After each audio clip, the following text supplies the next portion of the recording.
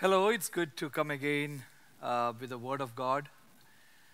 As we are going through some very challenging times, and the whole world is rocking under the coronavirus pandemic, as the days are going by, we see that this coronavirus has affected all over the world.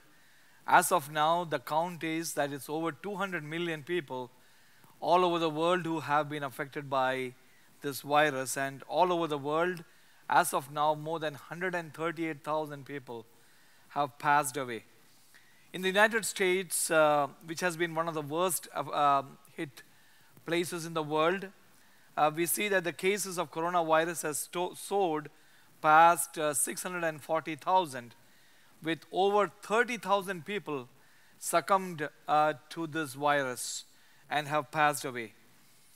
There is a great apprehension, there is a great discouragement. Everybody's life has been put at a grinding halt, and a lot of people's jobs they have lost. In fact, it is said that more than 22 million people in this country have lost their jobs, and they're seeking for unemployment benefits.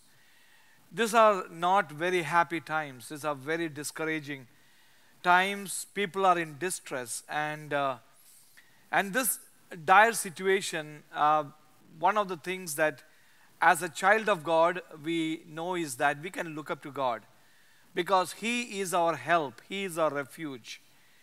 And over the past days I have been speaking on the topic called the shelter that God provides. As a child of God, we need to go to God for shelter.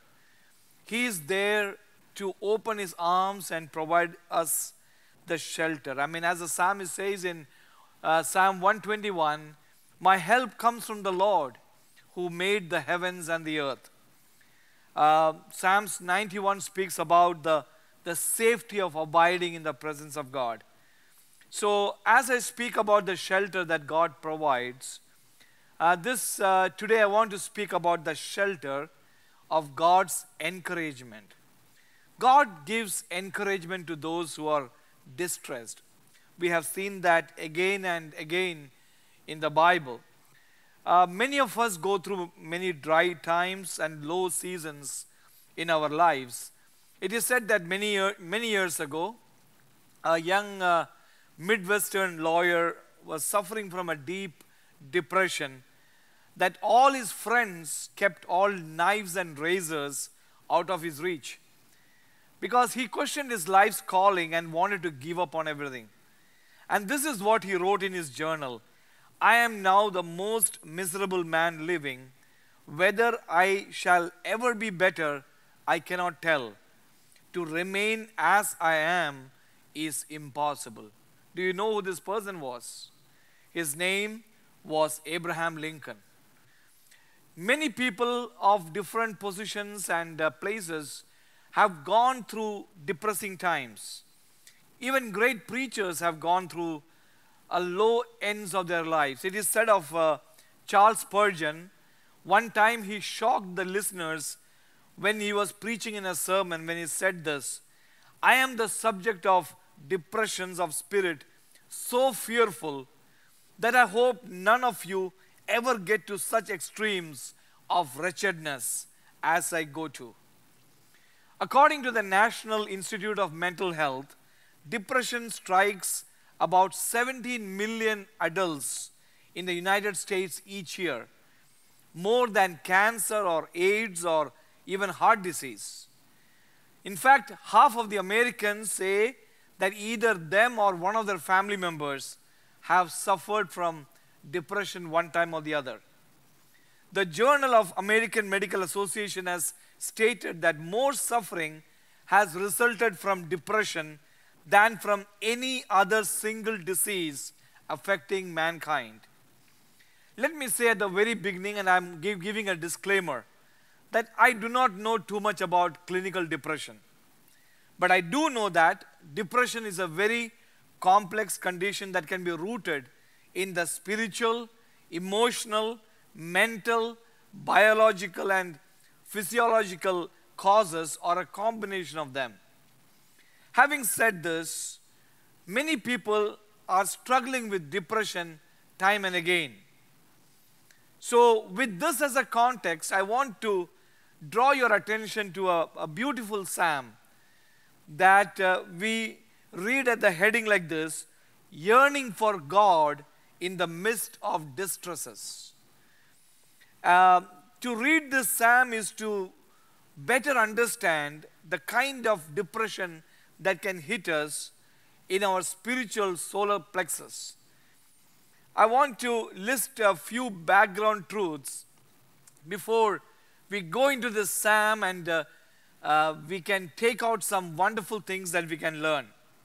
Psalm 42 is called as a maskil, which means that it imparts wisdom to the hearers. So similar to Psalms 32, this is a teaching psalm that is intended to help us learn how to handle the spiritual lows in our life. We can call it how to deal with depression.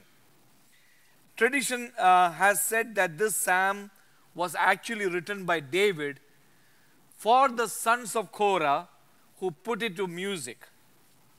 The context of writing this psalm by David was when he was forced to flee from the palace to the wilderness because his beloved son Absalom led a rebellion against him that we read in 2 Samuel chapters 15 and 16. David was removed from the throne. His life was threatened. In fact, his closest friend Ahithophel betrayed him. He was ridiculed on the way. He was mocked. He was miles away from the God and the temple where he worshipped. And so David was under a pile of problems. He was on the run. He was alone, and he was discouraged. This was his personal ground zero. Maybe that is a place where you are today in your life, and if so, I want you to listen to me very carefully. God has a way out of the dark hole that you are in today. And I want us to look into this psalm and understand from King David how he got out of the low end of his life.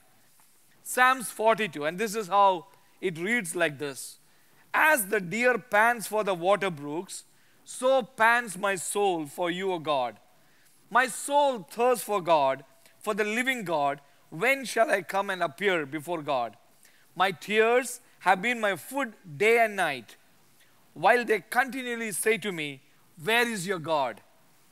When I remember these things, I pour out my soul within me. For I used to go with the multitude. I went with them to the house of God, with the voice of joy and praise, with the multitude that kept a pilgrim's feast. Why are you cast down, O my soul? And why are you disquieted within me? Hope in God, for I shall yet praise him for the help of his countenance. O my God, my soul is cast down within me. Therefore I will remember you from the land of Jordan, from the heights of Hermon, from the hill Mizar. Deep calls unto deep at the noise of your waterfalls. All your waves and billows have gone over me. The Lord will command his loving kindness in the daytime, and in the night his song shall be with me, a prayer to the God of my life. I will say to God my rock, why have you forgotten me? Why do I go mourning because of the oppression of my enemy? As with the breaking of my bones, my enemies reproach me, while they say to me all day long, where is your God? Why are you cast down, O my soul? And why are you disquieted within me? Hope in God, for I shall yet praise him, the help of my countenance and my God. I praise God, and I pray God will add his blessings to this word. You know, if you are looking for a way to be encouraged by God, from this psalm, David gives us 4 steps that we need to put into practice. Here's the first step that we can get to be encouraged by God. Number 1, seek God with everything that you have got. See, David begins his psalm by telling how much he longs for God. Look at verse number 1 that says, "As a deer pants for the streams of water, so my soul pants for you, O God."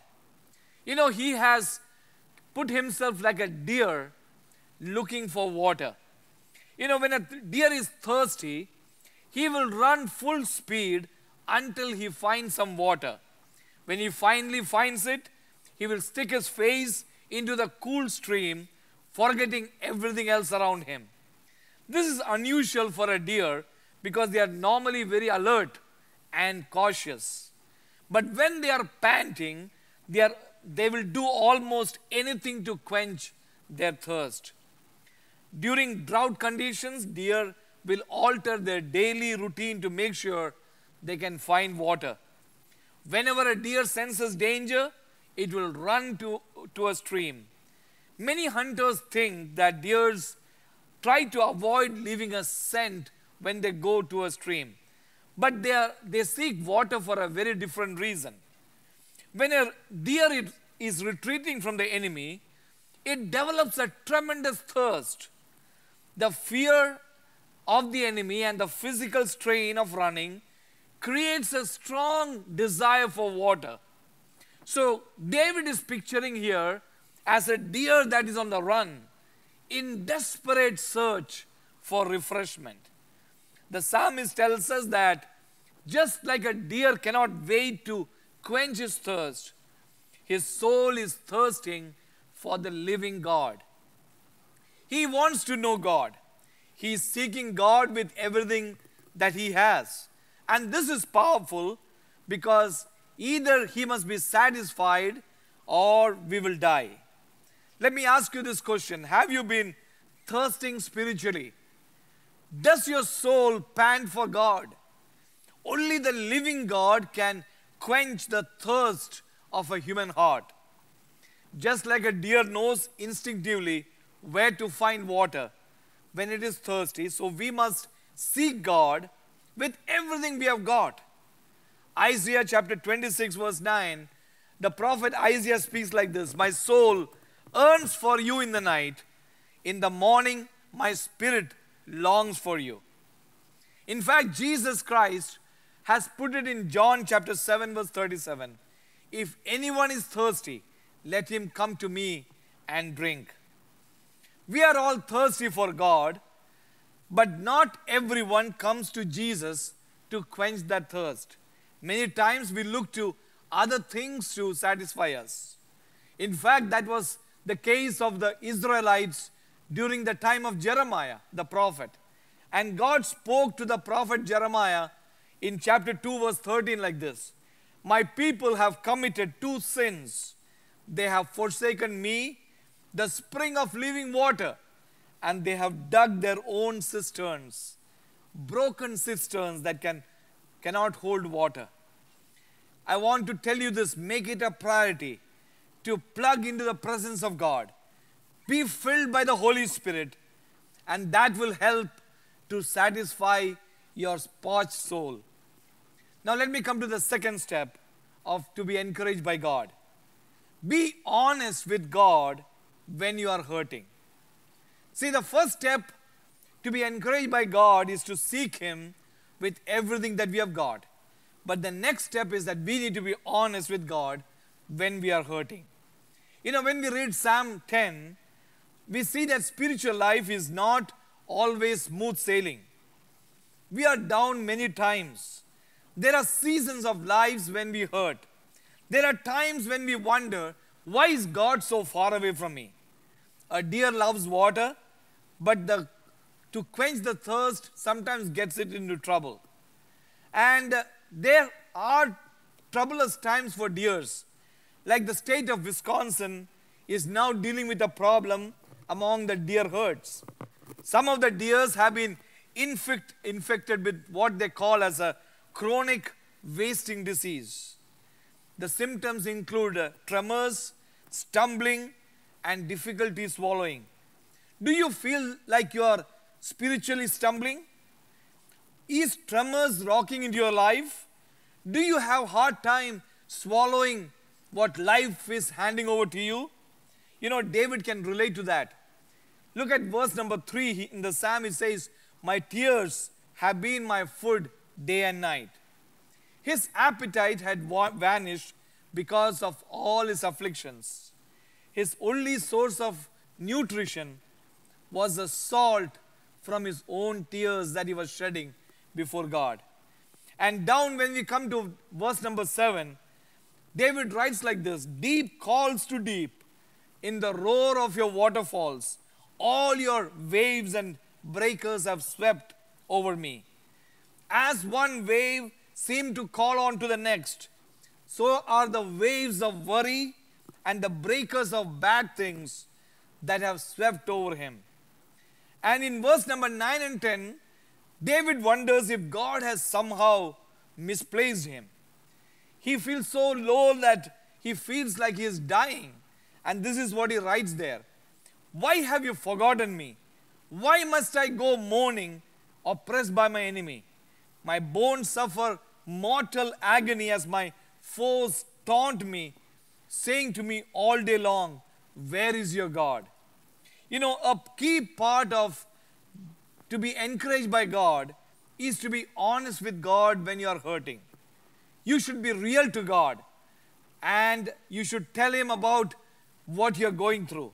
You don't have to fake before God at any time. Let me come to the third step here, how we can be encouraged by God. Force yourself to remember truth. You know, first seek God with everything that you have. Number two, be honest with God when you're hurting. And the third part is that we need to force ourselves to remember the truth. Look at verse number 4 where David says, these things I remember as I pour out my soul. In verse number 6 he says, my soul is downcast within me, therefore I will remember you. You know, the Hebrew word denotes a strong sense of determination to remember what God has done for him. You know, whether you are in the pits and you feel that there is no way out for you, I want you to make a resolve in your life. I'm going to remember the greatness of God and what He has done for me. Because when we are down, it is very easy to lose sight of what is true in my life. These doubts can creep in and despair can skewer our soul. And even though we know what is true, we need to force ourselves to remember it, or we will have a difficult time to become an overcomer. Apostle Paul speaks in his second letter, chapter 1, verse 12 like this. So I will always remind you of these things, even though you know them and are firmly established in the truth you now have. So I want us to look at what is that David remembered.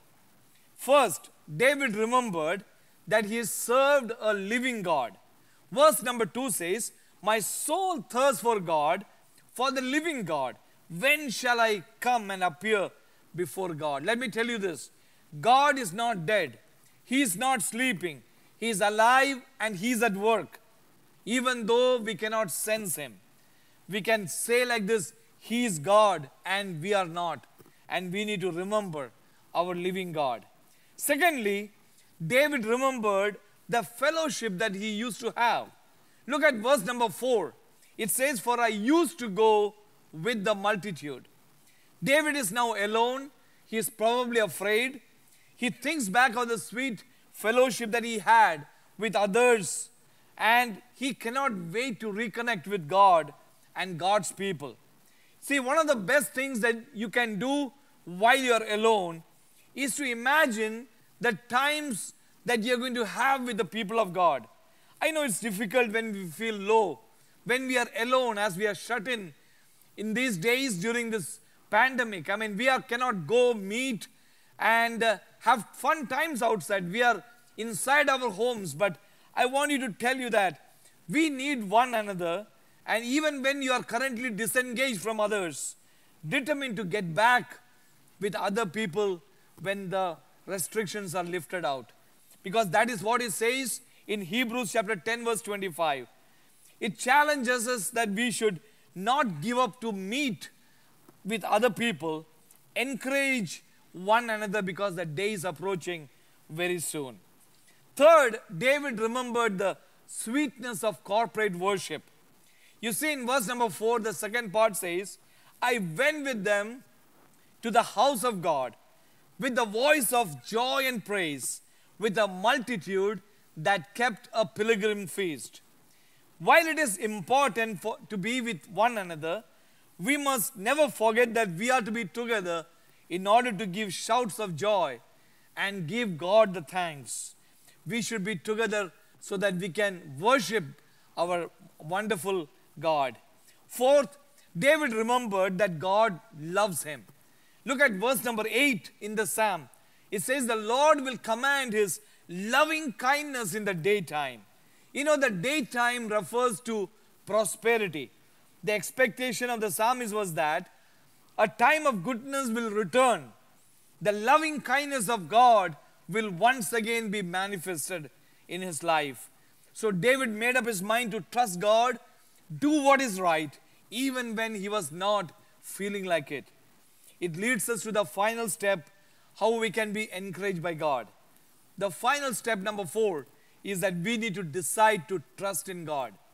You know, in the psalmist, David is talking to God and then he is talking to himself. It's not bad to talk to ourselves time and again. In fact, when we are down, we often need to remember and trust in God. Martin Lloyd-Jones, in his book, The Spiritual Depression, has said this: the main art in the manner of spiritual living is to know how to handle yourself. You have to take hold of yourself in hand. You have to address yourself. You have to preach to yourself. And you have to question yourself. You must say to yourself, why are you cast down? What business have you to be disquieted? In verse number 5 and again in verse number 11, David says to himself, O my soul, even though you are depressed, it is time to trust in God. And then this is what we read here. Why are you cast down, O my soul? And why are you disquieted within me? Hope in God, for I shall yet praise him, the help of my countenance and my God.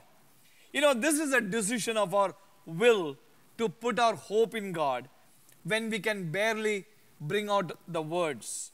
We must not let faith conquer our fears. We must let hope win over sorrow. Hope is not a vain feeling that maybe something better will come. It is a certain expectation of faith in God that he will come through for us.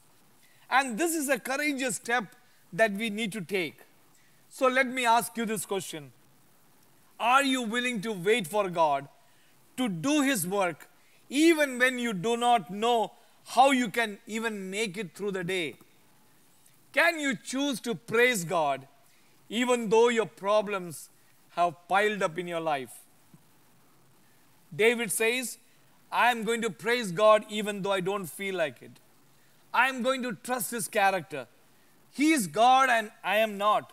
He loves me and therefore I can put my hope in him and do what is right. The final step of this message I want to tell you is developed in the next Psalm 43. You know, according to many Bible scholars, Psalm 42 and 43 were originally one psalm, because you can see that Psalm 43 does not have a heading, and verse number 5 is of Psalm 43 is identical to verse number 5, verses 5 and 11 in Psalms 42. So while Psalms 42 is a dialogue between David and his soul, in the next Psalm 43, David is speaking directly to God. In verse number 1, he says, Vindicate me, O God. Verse number 2, he is saying, For you are the God of my strength. Verse 3 is asking God, Send out your light and your truth. Let them lead me. Let them bring me to your holy hill and to your tabernacle. And then David gets to the core. While he is at a personal ground zero, he makes up his mind in verse number 4. And we read it like this here. Then I will go to the altar of my God, to God my exceeding joy, and on the harp I will praise you, O God, my God. You see, David comes back to the central truth of everything that he has experienced. That truth is God himself. His trust in God is fully expressed as he comes to the altar of God and lays himself at the mercy of God. You know, today if you see, we do not have an altar in our church, but we do have a table. It is called the table of remembrance, the place where we can be reminded of something very important. This is the place where the past reality of God's ground zero was at the cross of Christ, which becomes our present refuge and our future hope. Maybe you are down today, and the cross is all that you have to go to, because right now nothing else makes any sense. We don't come to the table because we have it all together, because we often feel that we are falling apart. We come because we admit that sometimes we don't know where God is. But this we do know. We can remember one time when there was no doubt where God was and what he was doing. It is the time when he allowed his only begotten Son Jesus to hang on the cross as the substitute for our sins. And because of what Jesus did for us, we can seek him with everything we have got. We can be honest with ourselves when we are hurting. We can force ourselves to remember what is true in our lives, and we can decide to trust him completely. I want to close this message with very short 5 examples in the Bible where God encourages his servants when they are totally discouraged in their life. Look at the case of Job, the righteous man, the man about whom God did not have anything bad to speak about. He was righteous before God, but because of no fault of his own, Job lost everything that he had. He lost his livestock, he lost his children, finally he lost his health, and even the friends that came to comfort him, they were miserable. They were making life hard for him. In the midst of all, Job cried out to God, and he was yearning for a revelation of who God is. But when we come to the end of the book of Job, God appears to Job and tells him of the greatness of who he is, shows him how a great God he is from creation, even to that point how he was the ruler of everything. And he restored back Job everything that he lost, even double of what he lost, because he trusted in God. You know, God encouraged Job in the time that he was totally dejected and discouraged. God encouraged him and brought him back. The next example is the man called Moses. He was born out of Egypt and he was born in royalty. But one day he decided to fight for God's people, and he had to run as a fugitive from Egypt. He lived for 40 years in the backdrop of deserts where nobody could know where he was. But God reached out to him at his time. He encouraged him with his word, gave him a great mandate to lead his people out of Israel. And Moses became one of the greatest leaders of the Old Testament that the world has ever known. Let me give you the example of Gideon, a timid man who was hiding from the Midianites when he was trying to garner the grain in a winery, and he was hiding from the people of the land. But God looked at him. He was a timid man, but God saw that he had a low self-esteem. But God encouraged him, brought him out to be a great judge of the people of Israel. And God did mighty acts through Gideon. At the time that he routed the enemy with hardly anything in his hand, God used a man called Gideon when he was down, brought him out and gave him a great mandate. Let me take the case of Elijah, the prophet of God who rushes into the scene. And we see that he declares a word to the king Ahab that unless upon my word there will be no rain or dew upon this land. And then we see God using this great prophet mightily by calling down fire from heaven and killing 950 false prophets and false priests all in one day. And then he prays, and the rains he brought back to the land. But thereafter, the enemy, when he comes after Elijah in the form of Queen Jezebel, Elijah runs for his life. And then he says that he's running away and saying, praying to God, God, I want to die. I don't want to live anymore. But do you know what? Very tenderly, the angel of God fed him with bread. And he was able to go even to the Mount Horeb, where God appeared to Moses. And God appeared to Elijah, not out of a storm or an earthquake or a wind, but with a still small voice. God appeared to Elijah and he encouraged him. And he gave him a mandate to basically anoint a prophet after him, Elisha, and 2 kings. And he went back to the ministry. And do you know what? His ending was so glorious. He did not commit suicide, but God sent his heavenly chariots to take his prophet to heaven. You know, when the time of lows come, God will come and reach down to you, and God will raise you up to use you in a great way in the future. I also want to tell you one more example, which is Apostle Peter.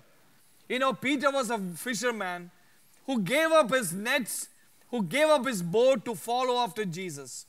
But when Jesus was caught by the Roman soldiers, we see that Peter denies his Lord, not once or twice, but 3 times. He says, I never even knew that man. And he went into a state of depression. He went into a state of despondency. He didn't know what to do. And so he tells his friends, let us go back to fishing. Enough of this business. But do you know that Jesus reached out to him? He encouraged him. He told him where to cast the net. And he prepared breakfast for him. And then he encouraged him and gave him a mandate and said, I want you to take care of my sheep.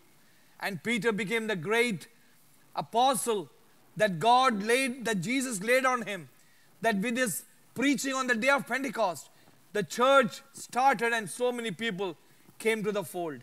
You know, time and again when we go depressed and we go down and discouraged, God reaches out to us. Today, if you are discouraged, I want you to reach to God.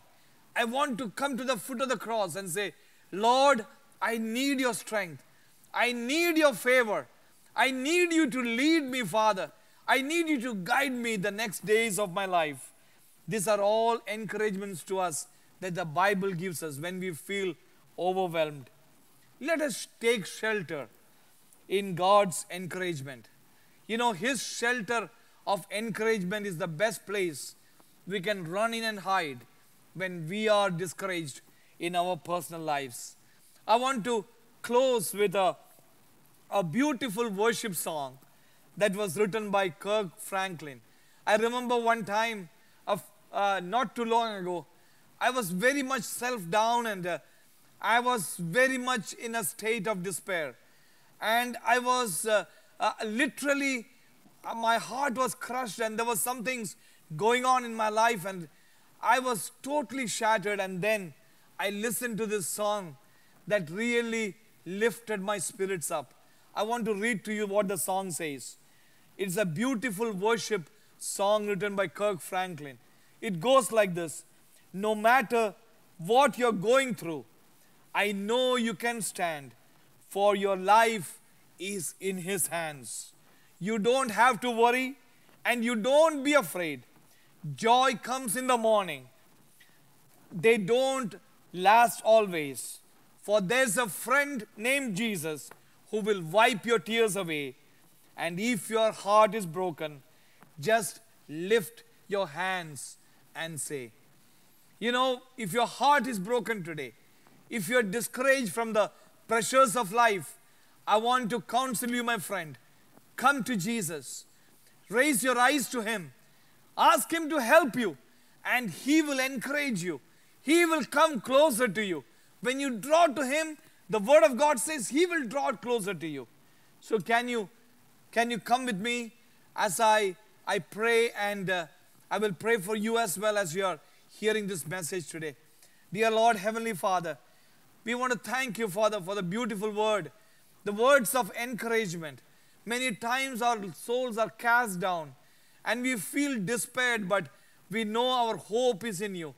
I pray that these days when we are going through a lot of situations in our life, I pray that we will totally turn our eyes to you. Let Lord help us to turn our eyes to you. Help us to turn our focus to you and know that you are a God who will not only encourage us, but who will feed us with the heavenly food, who will lead us in the coming days. You will lift us up, and you who have started a good thing in our life will fulfill it until the day of Christ Jesus.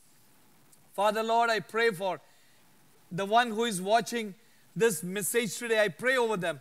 I pray that if they are discouraged right now, in the name of your Holy Son Jesus, touch them, and I pray that you bring back the joy in their hearts and help them to trust in you and help them to look up to you, Lord. I pray your divine blessings upon them. Father, we thank you that we always have a place of refuge in you. We can always come to you and hide because you will hide us under the shadow of your wings. I pray blessings upon your people. Thank you for speaking through your word. We want to give you all the glory and honor. We bless your name. In Jesus' precious name I pray. Amen. Amen.